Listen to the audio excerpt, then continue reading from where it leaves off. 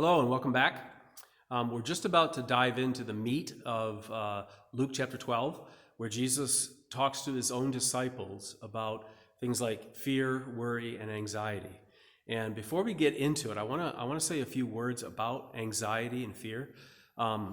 First thing I want to say is that I don't believe that all anxiety is caused by personal sin.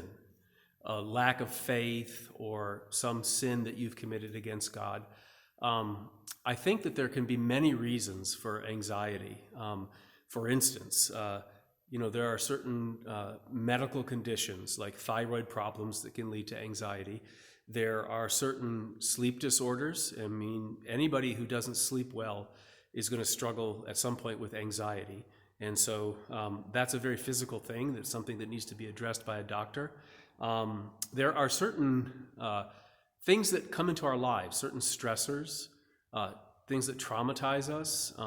Three of the big ones are divorce, moving or changing a job, and the death of a loved one. And so there's a lot of reasons for that, for anxiety. Mothers who have children, like many children in a row, often can get to a point where they just seem to break down and they experience high levels of anxiety, feeling overwhelmed all the time. And so I want to make it clear that this is a disclaimer. I don't believe that what Jesus is about to say to us in Luke chapter 12 is meant to give us the impression that all anxiety is the result of worry or sinful worry, or that we can completely eradicate anxiety in a fallen world. I think it's part of a fallen world. I do think it's a result of sin in a way, not necessarily always personal sin, but just sin, living in a sinful, fallen world. It's a scary world. It's a frightening world. There's a lot of danger in the world. And as long as we're in the world, we're going to experience, to some degree, this anxiety. I do think, however, that we're living in a time when we are seeing higher levels of anxiety among people. I think anxiety is becoming more and more prominent. I think worry, fear about the future, about our finances, about our lives is becoming more and more prominent.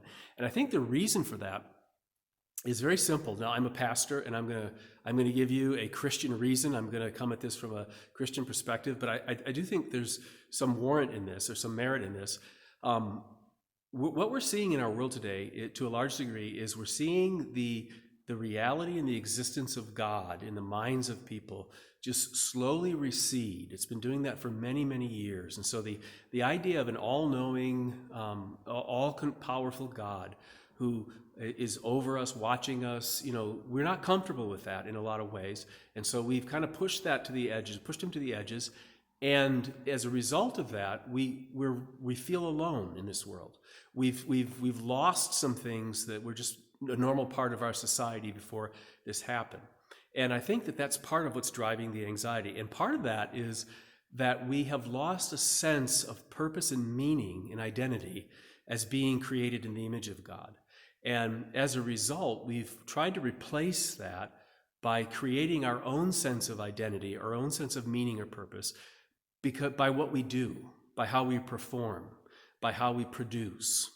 And so what you're seeing here is that you're seeing the existence of an all-knowing, all-powerful God just begin to drop, begin to lower, and then at the same time, like a set of scales, there's a deep sense of drivenness, of a sense that if I don't make my own identity, if I don't be somebody, if I don't accomplish something, then I'm nobody. And so there's a loss of that awareness of being made in the image of God. And we're seeing that happen in our society. And because of that, we're seeing more and more people burn themselves out. People just keep running and doing and feeling like they're never doing enough.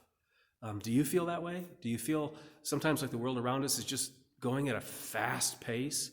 And that's one of the reasons why I don't look at all this, what's happening right now, as simply a negative thing. Now, I don't want to diminish anyone's suffering in the midst of this. I don't want to say that, I don't care about the consequences of what's going to happen financially for people and all of that. But I think it may be that this is a good time to realize that we need to slow down. And we really don't know how to slow down. We're not comfortable with slowing down. And so I think this is a wonderful time for us to stop, slow down, and remind ourselves of who God is. And that's what I hope to do in the days and weeks to come, particularly from Luke chapter 12, where Jesus talks about what it means to just know that there's a God who can take care of us.